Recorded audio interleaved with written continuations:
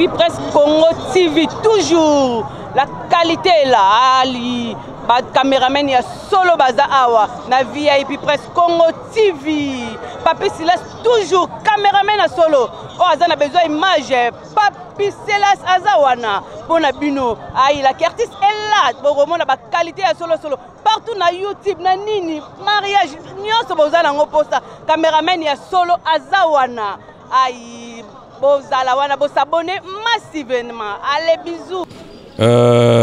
Tolandaki discours à chef de l'État alobi bien que naba réalisation nae a compté parmi ba réalisation réhabilitation et avenue Kulumba et à partir à entrée oui Kaboli na route Bekatef ti Koto mais en réalité Moussale Salamité depuis ba banda ti Sikoyo Moussale Salamika moi parti oyo batie biso en difficulté et to fandi to moni kaka baye basi balekaki déjà biso bomoni déjà ba caniveau c'est leki semaine écoulée to mona baye ko zonga balobi ote il faut ba zwa biso 2 mètres 50 c'est-à-dire ba démolir biso mais biso en réalité tout en prise à l'état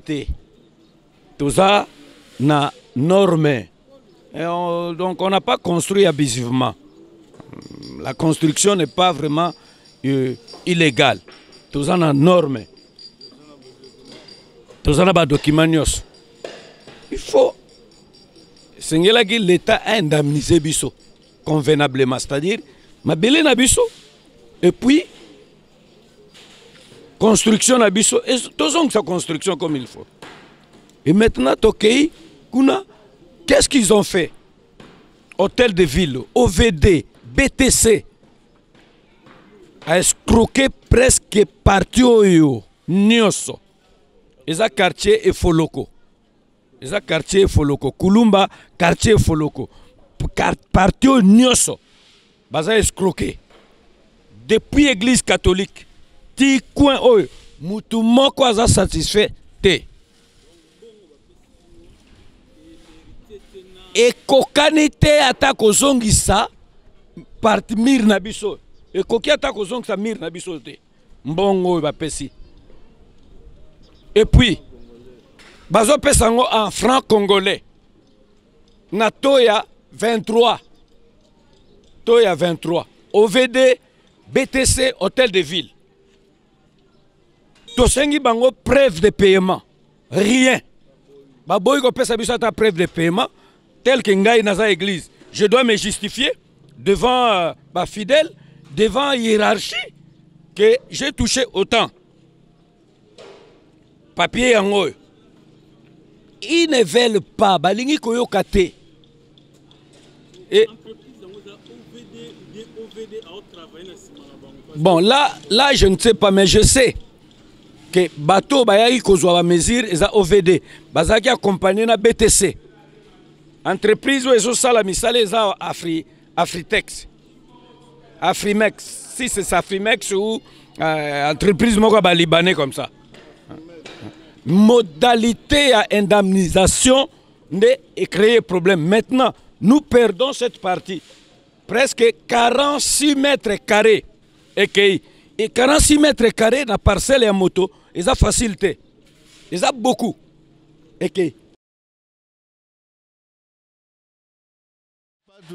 passe magasi passe yoga passe osakanate tala donc ba yeko pese biso mbongo ya mabe mbongo ezanga valeur na franc congolais et puis babuki biso il faut buka biso ta 2 mètres 50 à bazu. Mais population donc bafide ne se batana pas sur le Canada. En franc congolais donc na tomo donc il y a 23 ou 24 ans. Toujours là. Et on comprend pas ton côté. Tolingi chef akitawa bakondipe ya mboka président de la République ata le biso de Camboyo pour Maïsala Manoki. Bon, na veni likambo komeli biso tomoni l'état azo bongisa nzela ya Kulumba entre autres bato basomba mapango na bango na mbongo na bango.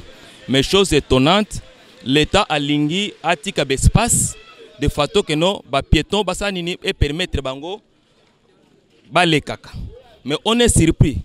L'État mutu a sollicité ba kolo mapango. Mais comme ko pesa mbongo fallait ba pesa na volonté ya ba kolo mapango, mais l'État zo pesa na volonté ya yemoko. Est-ce que c'est comme ça? Tout ça na carte de démocratie, mutu no surtout aza libre. Mais il faut que non mutu oyo asali musa mutu asali musane a dépenser bambongo belé kotonga ba étage oyo nyo surtout le pa on a ndinga somba. Mais entre-temps aibi balabala te mais aza na règle ya balabala ba zokozwa 2,50 m sur quelle base? Mieux vaut ba fouta mbongo selon volonté ba kolo mapango parce que l'État qui a sollicité ça. Ezali ba kolo mapango te ba sollicité mais l'État n'a sollicité ba kolo mapango. Le kolo ya lingi bongo bango pe sengeli ba sala na volonté ba kolo mapango de façon que non qui mezala et puis ba mécontentement ezalaté na population. Sinon ba tunyo surtout ba très dessus compte tenu OVD mbongo azoko pesa eza mbongo moko ya muke ezoko sécurité par rapport ba dépenses ba bango ba sala na mapango na bango. Bon ba konza mboka to webisa bango boye. Musala nyo surtout eza na ordre parce que bato ba pesi bango ba responsabilité wana soki ba landele bango te. Magou eza makasi or eza bongo te ba pesi tantôt l'État na loi na ya pesi mbongo ndenge mosusu mais bango pe bazo ya ko kata mbongo na ndenge na bango. C'est pourquoi esengeli nani IGF alandela bango jamais possible batika bango kaka ndenge wana asala enquête na chaque avenue koyeba ma mesure ya mapa ndenge bazuli na bandako ba mise en valeur na bango ba pesi bango combien et comme ça tant ba répertorier liste ya bato wana comme ça l'État landela bato wana est-ce que pesa ki bongo ba pesa bongo te sinon ba mécontentement ezali esengeli ba ko pesa bango ba indemnité de façon que non mutunyo surtout alongola ba inquiétude. C'est ça l'essentiel. Ba konza mboka ba meka ko ba toucher ba konzi ya BTC OVD pona ko indemniser contrôle si IGF akita IGF aya sur le terrain à ça la contrôle ba ça la pe contrôle et batuana ba konziwana ya OVD BTC et puis hôtel de ville donc escroquerie moko elekiwana